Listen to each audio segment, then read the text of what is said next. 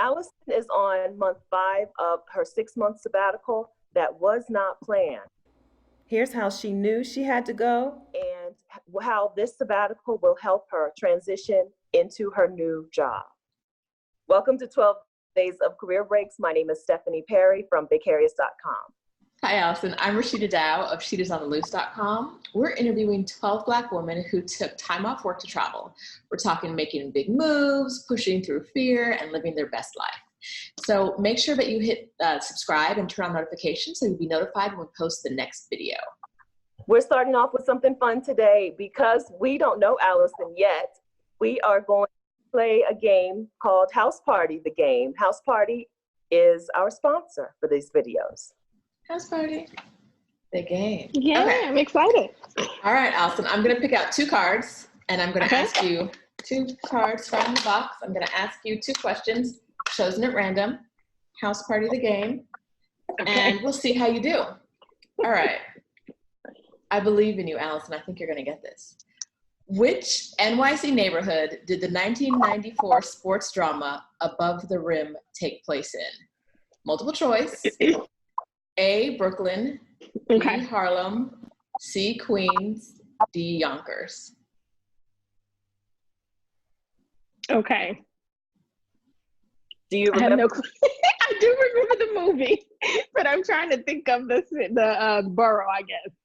I have no clue, but I'm going to take a wild guess. Take a wild guess. I'm going to say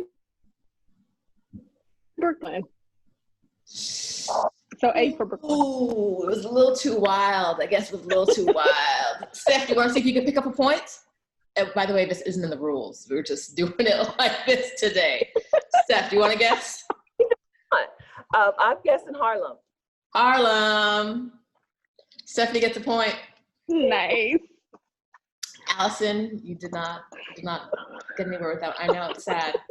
Oh, but this one, you have this one.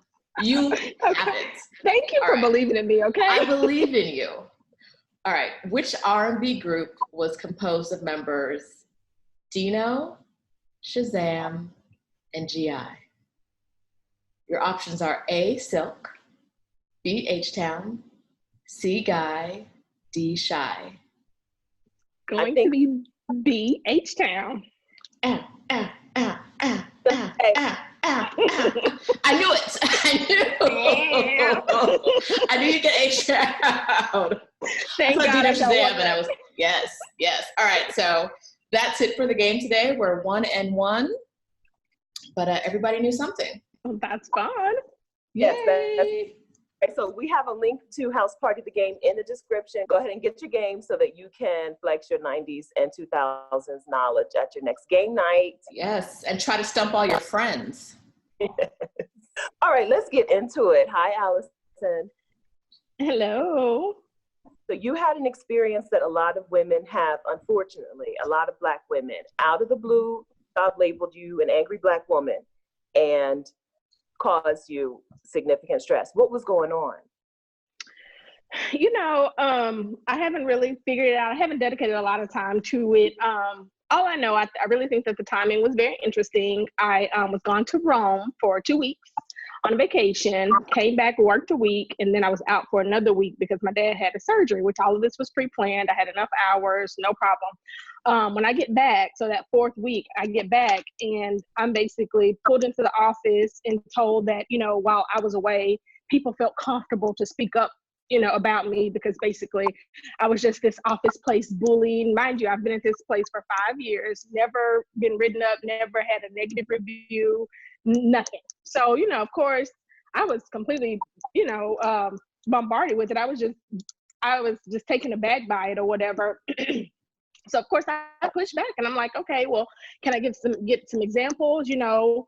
And of course I was denied any examples because I was told our lab was so small that if they gave any examples, I would figure out who, you know, mentioned it, you know, and they told me that I needed to basically be worried about people's perception of me. And I told them that I disagreed with that, you know, because at the end of the day, in working environments, you know, Black women are often, you know, labeled the words that they use, imitating. angry and rude. Those were the things I was labeled. And from that, I was told that I was harassing them by invoking race. It just got real ugly from there. I was taken to HR, put on a PIP, all of that, and it was just really, really stressful for me. I didn't eat for a few days, and I like to eat, okay? So if I miss a meal, either I'm on my deathbed or something is tragically wrong. So it was just, I did a whole bunch of praying and writing and meditating, and I just realized, you know what, I have to put up with this. I'm being denied examples or reasons why my, work, I guess, is no good. Of course, my work output is perfect. They've asked me to do a job, which I think that was a lot of it. They asked me to do a job of a supervisor, and I told them no, because, you've paid someone for 10 years. The company had been in existence for 10 years. So you've paid someone for 10 years prior to, but now that I'm the next in line, this little Black girl, oh, well, we don't want to pay. We can't pay anybody. We're not going to fill that spot. But in order for you to show how loyal you are, could you go ahead and do these things for us? And the answer was no. So, and I think that built up resentment on both ends. I'll be honest, my end and their end. And at the end of the day, I was talking to my family about it, especially my sister and my dad, who I'm really, really close with. And both of them were, behind me 100%. And they were like, you know what, you don't have to put up with that. You have some money saved, take a break. So I listened, and to be honest with you, I would think about it in my mind. I'm like, okay, this is never something that I could ever do. But once I kind of start, I write down lists out of lists. So once I wrote down what my plans are, I can leave on this, put in my 2 weeks on this day, be done on this day. And once I kind of put it into action, kind of came up with a solid plan, that was really all she wrote.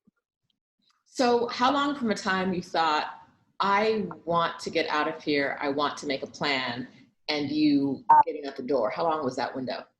It was about two weeks. So all this happened the first week, 2 months. I apologize, 2 months. So this all happened the first week in May. So of course, super stressed out.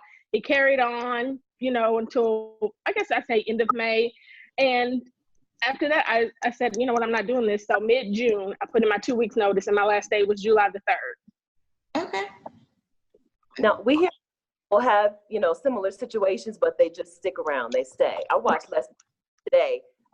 There was an old YouTube interview, and he was saying people will choose to stay in hell rather than take a chance at heaven, So I think it was having your family's blessing that helped you go ahead and make the decision to go, or what do you think was the difference maker? I do. I think it was having that support from my family, not that I depend on them for any bills or anything like that, but just having, because my dad, I didn't expect that from my dad, because my dad's just this old school, very, very country, hey, you got to work. That's what you do. Put your head down and work. But for him to say, you need to let this go. He told me, he said, I've seen, people work under stressful conditions their whole life. He said, and they die. He said, you'll be diagnosed with something. He was like, it's not worth it. He was like, let it go. And that meant the world to me, because I never expected him to say something like that. It's a generational thing. We think because we've work. We think that they work.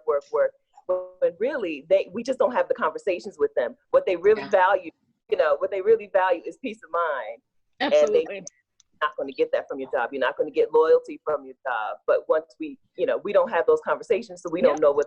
I had this conversation with my parents, and I was you're like, absolutely right. Oh, okay. That I didn't know that they thought like this. So it's so good that you got the confirmation that what you were thinking was the right thing. Absolutely. And I agree. I had the exact same conversation with my parents as well. It was I feel like I've made this decision, and I'm bringing it to you with a very heavy heart, because I think you're going to tell me I should be working instead of going. And they were both like, why wouldn't you go? And I was like, oh, it's just, to Stephanie's point, we don't have that conversation. And so we see what they've done, and we don't realize they have different expectations for us sometimes. Right. Yeah.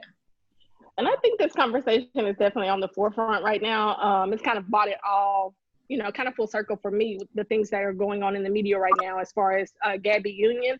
To be honest with you, just reading some of the things that she went through, I mean, verbatim, some of the things, of course, I don't have that platform. Most of us don't, but I think that, to your point, a lot of us, brown girls go through that in the working environment. I really do. Yeah, it's something that we kind of think is the norm. You know, we just how it is. It's the norm. And then when somebody like you said, Gabby Union, when somebody says, "Hey, this is wrong," other people may have permission to say, "Oh, you know what? I deserve to be treated better. And if I'm not treated better, I will find a place where I am." So how did the idea, so you had an idea to leave your job, but how did the idea of travel while you were out of work happen? Well, I travel a lot already, so I make goals every year. So my goal every year is to leave the country at least twice a year and then travel stateside at least 4 times a year. So going into it, I just decided, you know, I had two trips planned already. I had a trip to Austin planned and a trip to Puerto Rico planned. So I decided, you know, I'm not going to cancel my trips. This is what I do, you know, so I'm not going to cancel, you know, either of these trips. So once I agreed, you know, or decided in my mind that I wasn't going to cancel trips, I just kind of started venturing out, just started looking and doing more research or whatever, which is actually how I found both of you ladies' page. I found you on Twitter first, both of you on Twitter first. So of course, and then start going to your YouTubes and things like that or whatever. And then I realized this could possibly be, you know, a viable option for me. You know, it's not something that I don't know that I can do right now, but I'm definitely getting my ducks in a row so I can possibly do it, you know, a little bit more in the future. So in your 5 months, have you taken other trips besides Austin and Puerto Rico? No, that's it. Okay. Well, other than visiting my parents, I've stayed about 6 weeks at my parents' house in Arkansas and then about 6 weeks at my sister's in Shreveport in Louisiana. So I've been on the go. Yeah, so you haven't been home much. No, not at all. Okay, that's awesome. That's awesome. And before you went out on these trips, did you have, on this sabbatical, did you have solo travel experience?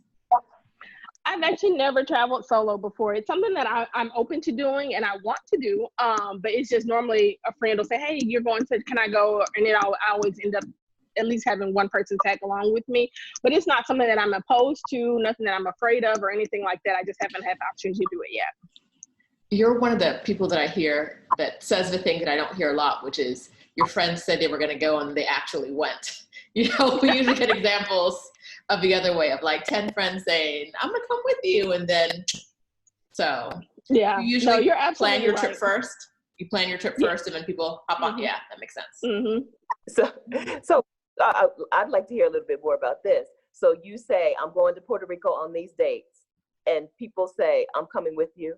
And then so that actually happened for Rome. So I found like a sale flight for Rome. It was like $300 or whatever. So I was like, "Hey, I'm booking this." I sent it to my sister and one of her best friends. We have a group text, of course, together. And I was like, "Hey, I'm booking this. I get off work at 10:30. I sent it about 9:30. I said, as soon as I get off work, I'm going to book this. I'm going to take about an hour and sit down with dates, and I'm going to book this trip or whatever. I will have this trip booked before midnight for myself." And literally, my sister and her best friend were like, "Oh no, we're going. These are the dates we can go." And we booked it, all three of us, that night before midnight. That's impressive.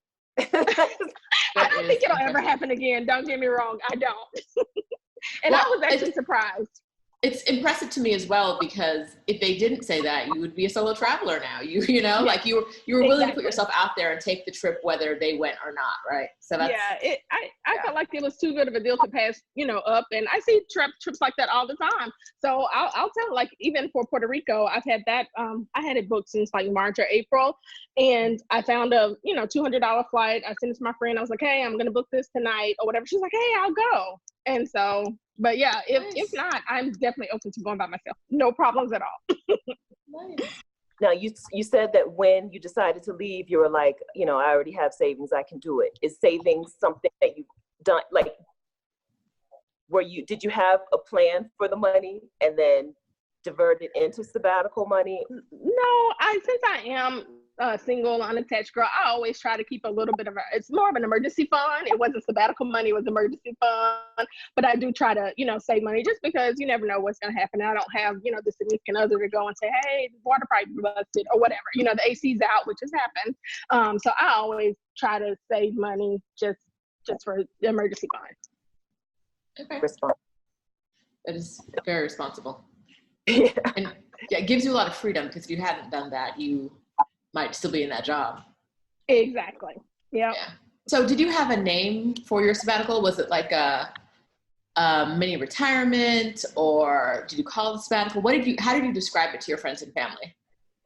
To be honest, I just called it a sabbatical. Everybody, I'm not gonna say everybody. I do think that there were a group of people who thought I was going crazy, but I just called it a sabbatical. I was working on originally opening up a business. So that's one of my long-term goals, is I want to be an entrepreneur. So I just me and my sister want to own our own business. So I just took that time off, start writing business plans, that sort of thing, just kind of seeing where that would go. I didn't really have a plan for my time off. I just knew that I just felt like if I could take the time off, practice self-care, I really felt like the next steps would come to me, that I would figure it out. So, and I think that it's worked out really well. Well, you were saying it worked out really well. You told me that this was the best experience of your adult life. Is that? It really is. And I was actually reflecting on that this morning before this call. It really has. I really feel like I've come more into myself, and I know that's an age thing as well, because I'll be 40 next year. I just turned 39 a couple of weeks ago. So I just feel very clear about where I'm headed, like what I believe in, things that I will do, things that I won't do. I don't know. I just felt a lot clearer about who I am afterwards. It's definitely been the best decision that I've made for myself ever. Good. Now, when you first went on your sabbatical, you quit, you went on vacation, you came back. Was there a point when you started to notice any changes in either your mental state or your physical state along the way? Yeah, definitely my mental state. At first I started out super nervous, like, oh my God. Like when I walked out of my job, I was just like, oh my God, what have I just done? But the more the days passed, the more assured in myself I became. So I will really say every day I've become freer and freer. I really have. Like I feel free of like that judgment of myself of like, oh girl, you done messed up now. Like I don't look at things that way. So I definitely am freer. As far as physically, not really. I've been a little bit freer with my eating habits, so I'm going to work on that in the new year. But mentally, my mind is definitely clearer and freer. Okay, good. And I bet you have just a little tiny bit less stress than you did. So much less. So much less stress. That people always say to me, oh, you're glowing. I'm like, no kidding. I don't have a job. I don't have a job. Exactly, yeah. The first few months, I would think about that a lot, the lack of stress in my life. And I would just be like, oh my gosh, I cannot believe the amount of stress that I was under. But I just become so accustomed to it, and I worked in healthcare, and there's always medical emergencies and things like that. And it's just like you're living under that stress. And I didn't even realize it until I was free of it. And I was just like, oh my gosh, so yeah, so much less stress. Yeah. About a little. Yeah, it's so normal now. You live under like fight or flight mode all the time. And absolutely. And it's killing us. It's killing absolutely. Us. Negative, but. I'm sorry, what? ROSHIDA, you told me not to get too negative, but. Oh, no. I was going to tell you a little TMI tale. This is just for the three of us. If anybody else is watching, just blah, blah, blah, blah, blah. Like a month after I left my job, maybe a month and a half, I started like having real regular bowel movements. And I was like, oh, I'm supposed to do this every day? Like, what? Like every morning I wake up and it flows. And I was like, oh, I've been so stressed that I haven't even realized. And that like I was so wound up, and you don't realize how stress kind of gets in your body and what it feels like to get that off your shoulders and really like live a different life, not just externally, but internally as well. And I was like, oh, like pooping. That was my sign.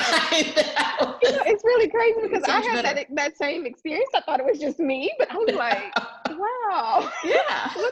Yeah, like this is what I'm supposed to do. I agree. I had that epiphany probably 2-3 months in. I'm like, wow. I was like, oh, okay. All right. So now I know it's something to look for. Like, if it's not happening regularly, is something going on? Do I have that kind of thing? So I think I'm much more tuned with at least that part of my body. Yeah. Yep. So y'all want to get regular, quit your job. Basically. Get rid of all that stress. Yes. Yes. So you haven't been traveling the whole time, and you've Right. spent a lot with your family during the sabbatical, but are you dating during? You want to talk about that? I am not dating. I'm open to it. I have trouble meeting people. I don't know. I think it's because the area that I live in is so suburban. You know, everybody's like, oh, go to church or go to the grocery store. I go to those places all the time. I don't go to church that much, just between you and me. But grocery store, I'm there like every week, you know. But I always tell people that, you know, if I see a man in the grocery store, he's normally like buying pads or tampons for his wife. So come on, you know. But I'm open to it. But no, I haven't been doing a lot of dating, unfortunately. Okay. All right. That's probably also the lack of stress and the glow. It's probably also. That could be it. Yes. So you mentioned earlier that you were thinking about working and then maybe going on another sabbatical later on, like and traveling during that sabbatical. Yes. Do you have some places you have in mind? What do you have in mind for like sabbatical number 2? Like I always tell people, every place in the world is on my bucket list. There's not a place that someone can tell me and I'm like, oh no, I don't want to go there. You know, so I'm open to everything. What I did was once I start applying for jobs, so the first 3 months, I did not apply for jobs. I did not worry about money. I did not do anything. But starting exactly 3 months, I started applying for mainly travel jobs. So I applied for flight attendant jobs. I applied for like travel ambassadors. I applied for the Foreign Service. and then I also applied for the job that I ended up getting, which is it's like my field is called laboratory science. So it's laboratory science, but through the phone. So I'm working for a company that manufactures laboratory equipment. So when equipment breaks, they'll have to call tech support. So I would be tech support. So I originally applied for that because I thought that was something I could work remote. So I was going to do the house sitting thing. So I did all of your channel and all of your videos about that. So that was my first plan. But of course, in the interview, I was told that they used to work remote, but over the last year, they have brought all of their remote staff in-house. I was instantly crushed. And I agreed that if I got offered that job, I was not going to take it. However, when they called to offer me the job, they offered me about $30,000 more than I was making previously. So same field, just in a different industry. So basically the private sector versus the public sector. So I decided to go ahead and accept the job. I do still have applications out as a flight attendant and for the Foreign Service, but of course, you know, dealing with the government, I'm pretty sure that it'll be a while. Yes, it will take forever. Yep. So basically, to your question, though, anywhere that I were to be assigned, I would go. Anywhere. Okay, that's good to know. And I think it's really important that now that you know you can quit a job and leave and you'll be okay. It's the kind of thing that you can repeat and do again. Like Stephanie repeated that. I did. Yeah. I'm a serial job. If you hire, I'm only going to be there for a couple paychecks and then I'm leaving. Yep. I understand it, to be honest with you. I don't want to go into my new job like, oh, I'm going to quit here in exactly 6 months. But, you know, that is definitely always on my radar. I'm going to stack up some money and, hey, when that time comes, I'll be on the road again, I'm sure. Okay. Now let's talk about the job search. You said you started looking for a job 3 months into it. And we already talked about relaxing and letting go of some stress. Did looking for a job ramp your stress level up any? To be honest with you, I didn't allow it to. You know, I just I don't know. Like I said, I just kind of got in this pocket or this deep belief of whatever's for me is going to be for me. Whatever's for me is not going to miss me. So I was really nonchalant about it. I would just apply for things. And if I got an interview, I got an interview. I didn't get nervous in the interviews. I was just like, you know what, if it's meant for me, I did my best, of course, and I showed up, you know, put my best foot forward. But I just feel like if it's for me, it won't miss me. Okay, so this took a lot of faith. The leaving the job, the waiting for 3 months to start looking for another job. Have you always exercised in your life? Is this a common practice for you, or is this a new thing? It's definitely something new. It's definitely something that I think I've learned through this transition of the sabbatical. I've not always been this patient. I try to be patient, but I've not always been this patient. I've not always been this faithful, you know. But I don't know. Like I said, just going through all of my self-care routines that I've been able to do over the past 5, almost 6 months now. I don't know. It's just kind of hit me. It really has. And I just really feel like what's for me is really going to be for me. Okay. And when you made the decision, were there any major hurdles you had to overhaul? Were there any things between the idea of like, this job ain't for me, and actually taking the time and going on those trips? What were there, like, what'd you do with your home? What kind of thing, what did you do? Any hurdles like that? There definitely was, because I do own my own home. So there was something, you know, of course I do have the emergency fund, but it's just like, oh my gosh, this is going to be enough for mortgage. So I did consider very briefly, getting a roommate, you know, that sort of thing. But once it got down to it and I kind of started making a more of a budget with my money, I decided that, you know what, this is something that I can do. This is something I can stick with. But to be honest with you, that was my first concern. It's like, Lord, is this mortgage going to get paid? But everything's all good. Okay. Anything else that might have stood in your way if you didn't come up with a solution for it? Not really. I think that was probably the biggest concern for me. Okay. It is for most people. Mm-hmm. Uh-huh. Yeah.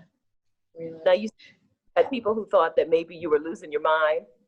I had a friend who asked me, seriously, Stephanie, tell me, are you dying? Like, Oh, wow.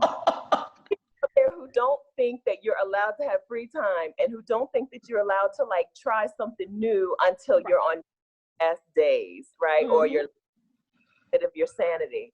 So, Mm-hmm. you know, what advice do you have for women out there who are feeling like you had felt at work and just are afraid or just don't know how to take the leap? What's your advice for somebody else?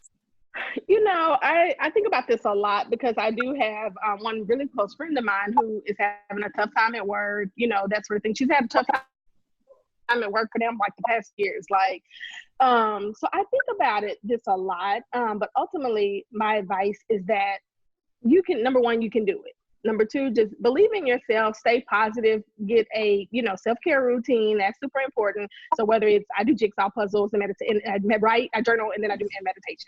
So whatever it is for you, you know, come up with the self-care routine, especially in the beginning stages, that really helps. But ultimately you can do it, even worst case scenario. And I think this is something I got from you. Retirement sometimes can be a scam.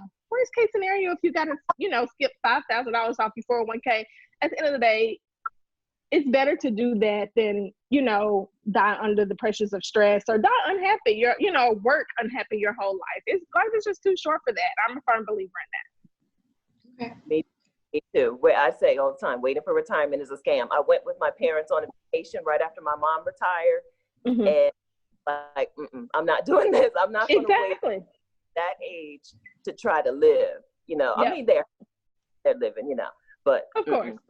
I agree. Mm-hmm. So, Alyson, do you have tips for women who want to save but don't feel like they can? Because that's what really got you out the door, knowing that you had that money. So what did you do to sort of get that emergency fund stacked up? Yeah, so one thing that I always tell people, number one is always pay yourself first. So, you know, with your paycheck, you know, decide, you know, early on how much you want to go to a separate account. So, and then I do also something that's very rudimentary, that's so simple.